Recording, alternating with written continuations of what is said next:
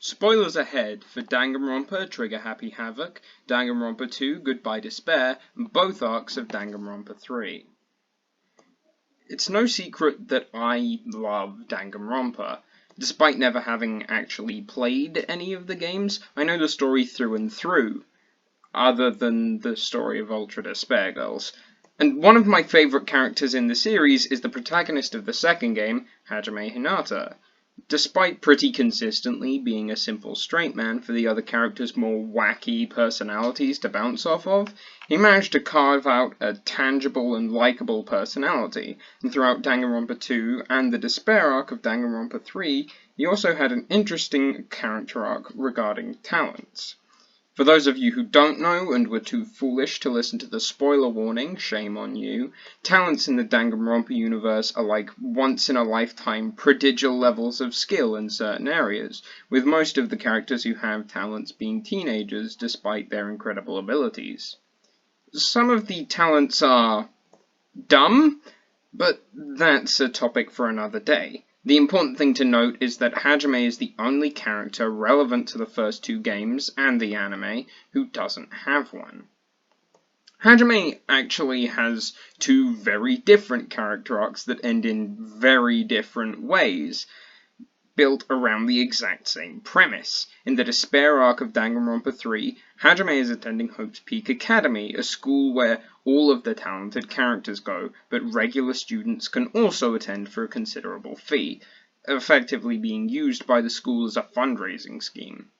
Being constantly surrounded by people that he views as being better than him is obviously taxing on Hajime's mental health, as practically anything he tries his hand at can be done 10 times better by somebody else at the school, which causes a kind of motorized Dunning-Kruger effect. This situation is made worse by the size of Hajime's social circle. In the anime, we only ever see him hang out with one friend, Nanami Chiaki, whose talent is being good at video games, which just so happens to be Hajime's primary hobby. Although the two bond over their mutual love of gaming, time spent with Nanami eventually becomes just another reminder of how, in Hajime's eyes, everyone is seemingly better than him at everything.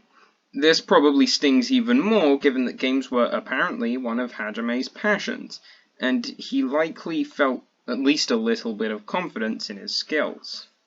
Nanami tries to explain to him her take on the situation, saying that although the Ultimates have a considerably deeper knowledge about specific things, Hajime and others like him have a much wider knowledge, and have more options open to them in life. We can actually see this in action with much of the cast of the Danganronpa games, with characters like the Ultimate Imposter, who can impersonate anybody they like but have no real sense of self-identity, Leon Kawata, who has an incredible level of skill in baseball but whose real passions lie in music, which he never gets a chance to pursue because everyone just expects him to play sports, or Kazuichi Soda, who's great with engines but will die a virgin. These people aren't better than Hajime or anybody else. They're basically just min-maxers. Hajime doesn't take this lesson to heart, though, and continues to feel downtrodden and worthless until somebody from Hope's Peak offers him an opportunity. He can participate in a dangerous experiment that, if it works, will give him every talent known to man, including luck somehow. Fucked if I know how they managed that one. The only downside is that it is completely untested, and they have no idea what the side effects may be. Hajime, though, is so beaten by his environment that he agrees. The experiment works, but at a cost. Hajime completely loses his memories and starts going by the name Izuru Kamakura, just to make things more confusing when summarizing the series. But much more importantly than that, he loses all sense of emotion, including empathy and a moral compass. As a side note, making an unstoppable badass without any moral compass ends about as well for the Danganronpa universe as you think it would, but that isn't entirely relevant to the narrative that I'm trying to build just yet. Hajime has what he wanted, a talent, the ability to finally surpass the people around him, but it came at a great cost. He becomes a hollow shell of his former self, not even remembering what it felt like to live a normal life. not to mention he loses touch with his only friend as his desire to be the best led him to abandon Nanami. His character arc in the series is beautiful and tragic and even relatable in some ways. Not a day goes by where I don't feel like shit looking at things on the internet, especially art that I could never make with my current level of skill, and if given the same chance as Hajime, I'm not sure what I'd do. It also serves as a neat little allegory for sacrificing your social life and mental health in the pursuit of improving at a skill the old-fashioned way, just using some anime bullshit to help the medicine go down. I love Hajime's character arc in the Despair arc. It's amazing and the only redeeming quality of this anime. Wow. That was a sharp left turn from unabashed praise to calling the anime dogshit, huh? Well, I'll get to why I think that, but in order to do so, I first have to talk about Danganronpa 2, Goodbye Despair.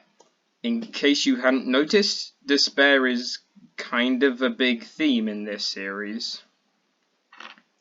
In Danganronpa 2, Hajime actually believes that he does have a talent and just can't remember what it is, as he can't seem to remember basically anything about his past. That is, until the more talent-obsessed Kamida forces him to confront the reality that he doesn't have one. Despite this shock to his system, Hajime continues trying to help his friends, who will confirm that they don't care about his talents, or lack thereof. Not only are they his friends, he's been a lot more help to them talentless than some of the talented characters, who have either been completely ill-equipped to deal with the situation they're in, or figured out the answer before everyone else, but decided to be a dick about it. Danganronpa 2 gives us a better resolution to the same character arc, with Hajime gaining a larger social circle that supports and trusts him. Impressive in an environment where people murder one another every couple of days. But he still laments his lack of talent and begins to feel lesser than the people around him.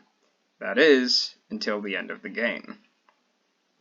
During the final chapter of Danganronpa 2, the surviving characters learn that they are trapped in a simulation, for their own good and for the good of the outside world.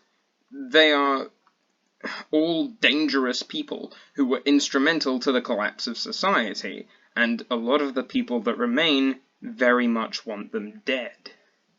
This is especially true of Hajime, who learns of the lengths that he went to become talented, the price that he paid, and what he did when given all of that power. The characters are given a choice and decide to leave the simulation behind and face the consequences for their actions. Enter Danganronpa 3's future arc. I want you to imagine something for me.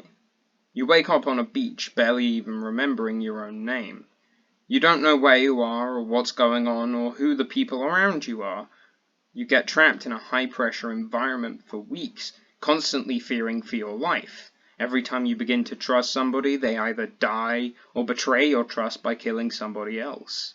You've been starved, you've run into a burning building, you've seen your friends die one after the other, and at the end of it, you find out that this place is a prison, specifically designed for you and the people around you.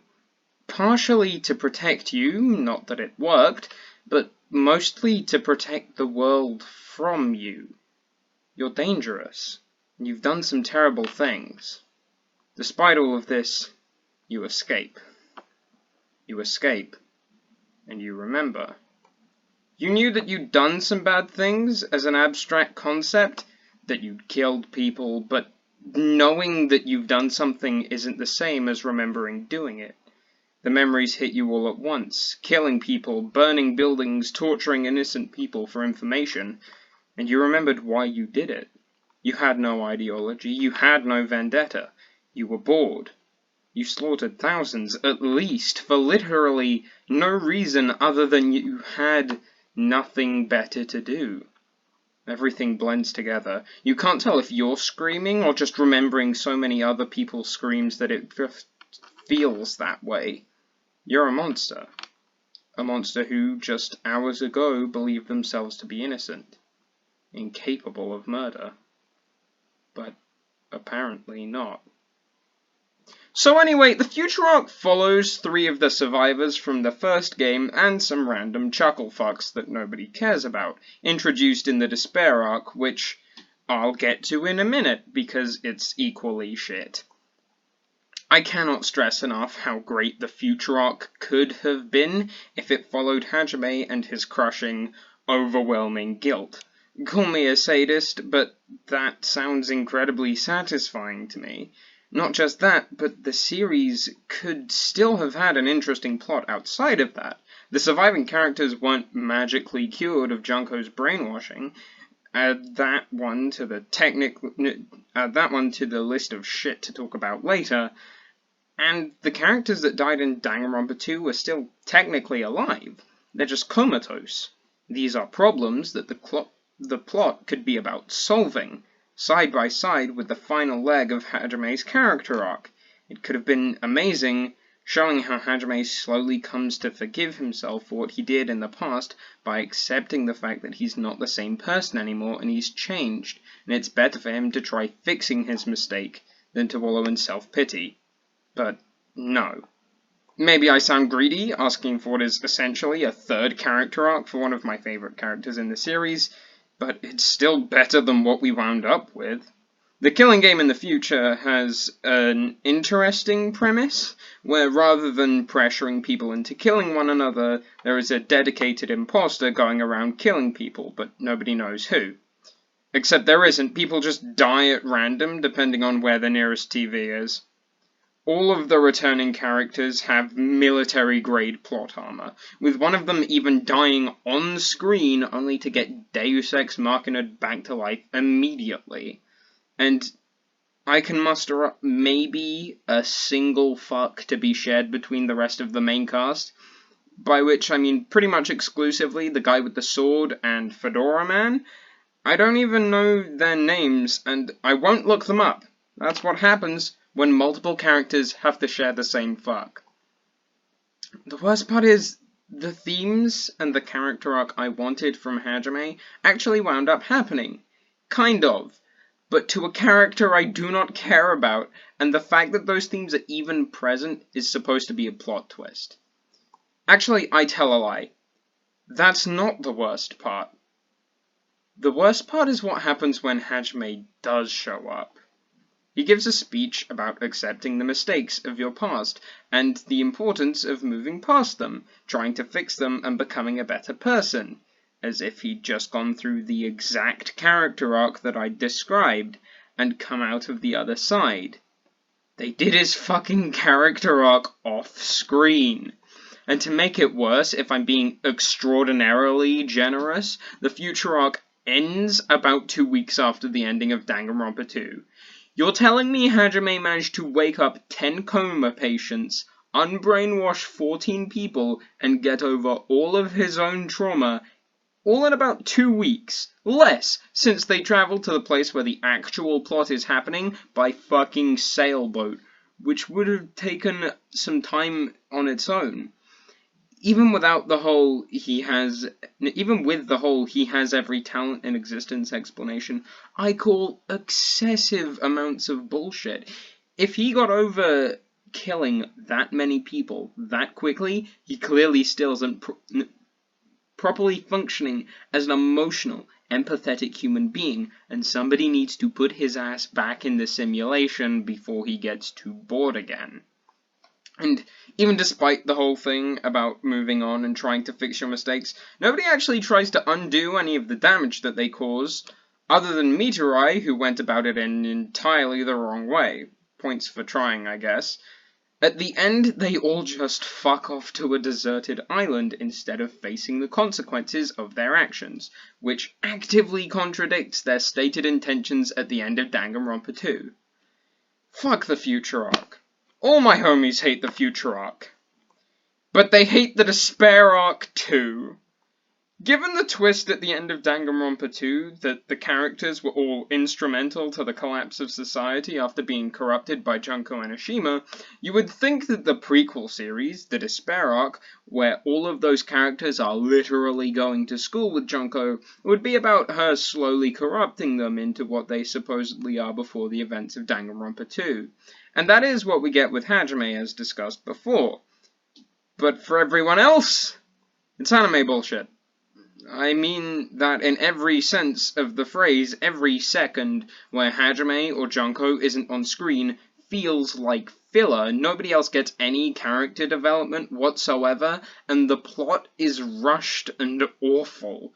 At the end of the series, Junko does corrupt the characters, but it's not handled well at all. Rather than using any actual character flaws the characters have, or manipulating them, or tricking them the way that Junko turns them into international terrorists is anime bullshit hypnosis. In the final episode, she shows them a video with funky lighting, and it turns them into fucking terrorists.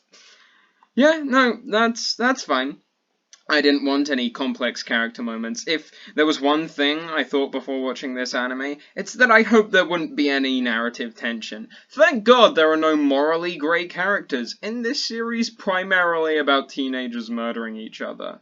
And if you still aren't convinced that this isn't an absolute travesty, a crime committed against literature of the highest order, let me give you an example. In Case 2 of Danganronpa 2, it is revealed that Maharu Koizumi killed Kuzuru Hiko's sister because she was bullying one of Maharu's friends. Although this is kind of dealt with in Danganronpa 2, the characters don't react like they normally would because nobody actually remembers this happening. You would think, in an anime about these characters being corrupted and becoming violent, one of them murdering the sister of another would be an important plot point. You would think that it would set off some character arcs or be an important turning point in them, but no. Kazuryu's sister shows up twice, and about 2 minutes of screen time is dedicated to her death and the aftermath of it. No time for interesting character drama or the effects of this major event on the characters. No, we have to show everyone playing fucking Mario Party, and taking exams, and introducing new characters exclusively because otherwise nobody will give a shit when they die in the future arc. Hajime's character arc is great, at least in the Despair arc, but other than that, I genuinely think that I could write fanfiction better than this. Everything was in place for a spectacular character drama revolving around the Danganronpa 2 cast, their descent into evil and their later redemption, but instead we got this. This pile of utter shit. There happens to be a single diamond in that pile, but is it really worth digging through to get it out? And once you've got it, about halfway through the first arc, why would you keep digging? So, I don't know how to write conclusions, even for regular essays, and this is the first video essay I've ever written, so that's a thing. Like and subscribe, I guess. Leave a comment about how my opinion is shit.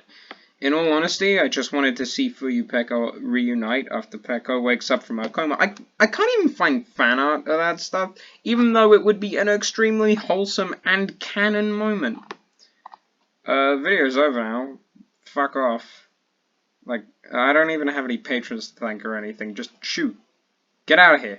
Shoot.